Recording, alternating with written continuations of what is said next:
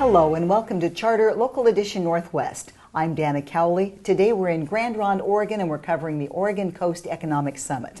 My guest today is Josephine County Commissioner Simon Hare. Thank you for being here. It's a pleasure. You're talking about a very exciting commodity that's coming on in Oregon, and Yes. it's industrialized hemp. Yes. Something that hasn't been grown here for almost 100 years. Yes, it's been quite a while, certainly not in my lifetime, that it's making a resurgence in Southern Oregon and throughout the state.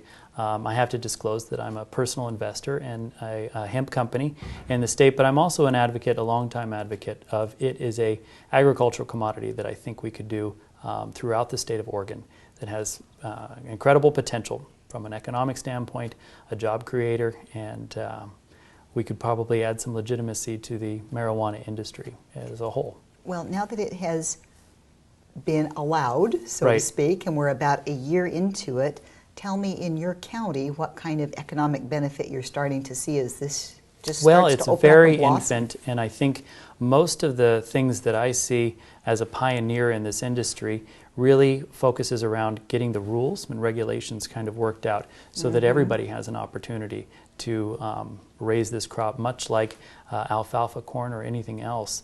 And so everybody who goes first in some sort of exploratory opportunity, there's a lot of learning curve associated with this. And I think even regulators and legislators are coming up to speed on what it really means to have this as an agricultural commodity and finding ways that it can be right adjacent in proximity to other kinds of marijuana types of grows that are now legal in the state of Oregon. Those are challenging subjects that'll have to be overcome. You talked about touching on the state policy Right. and talking about the commercial agricultural commission aspect of it. You're at the grassroots county level. You hear what the citizens say. How do the people feel about this where you live? Is it emotional? Is it still a volatile subject? It is. Everybody behind it? No, there is probably not one single voice that Josephine County is coming out with. We've got a very robust medical industry down there, medical marijuana. Recreational has just been given the license to start developing. And actually industrial hemp has been around for legal, I think, in the state since 2009. Federally just got the opportunity to do so. So they're all so new and the outlook is uncharted. I think it makes it really challenging for anybody at one education level to really understand the whole issue. So education is a big part of it, bringing people up to speed in our community about what it means, and the potential opportunities is huge. So that we can co-locate these seemingly similar but very different type of industries is going to be the challenge. And I think we can do it if we can come together, sit at the same table, work out our differences, and that's what I hope to do here at the Oregon Coastal Summit. I'm on a panel later on this afternoon with people that may not share the same kind of agenda that I try to bring to the table. Josephine County, like a lot of rural counties, has struggled economically. Our unemployment rate is higher than the state average, and anything we can do, I can't overlook opportunities like this to improve the local economy, put people to work, and I'll explore and do everything I can to try to bring it to the forefront. I have one last question for you, for the viewers that are less familiar with this. Yes. If you're growing medical marijuana versus industrial hemp, what's the difference and the benefit to the residents?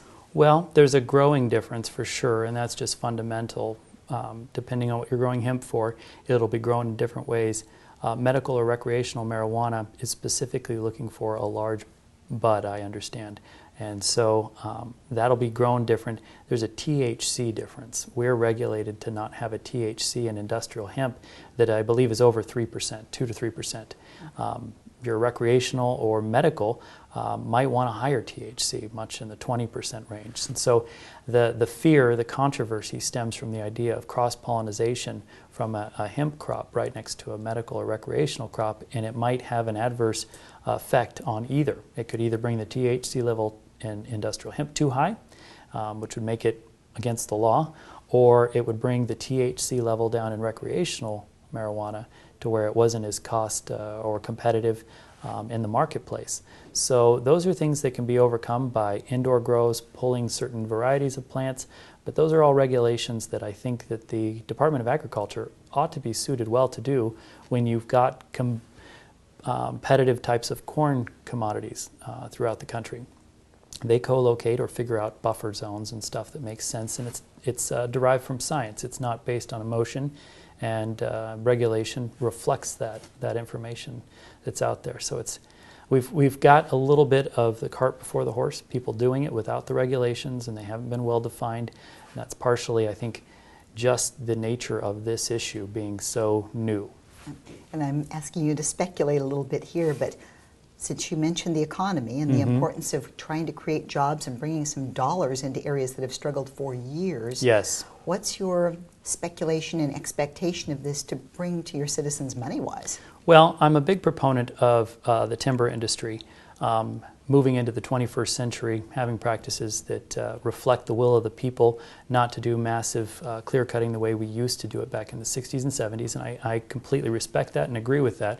We need to take care of our watersheds, but that industry needs to stick around, and I think, but it will never be what it used to be. So this is an opportunity to kind of fill out that corner of the pie from a local economy standpoint. We're never going to have large intels coming to rural parts of Oregon, and not every community can have a Google or a Facebook type of data center. So we've got to figure out something that we can do here. We do it well. We're well respected, I think, throughout the state, maybe the nation and the world, as growing this commodity.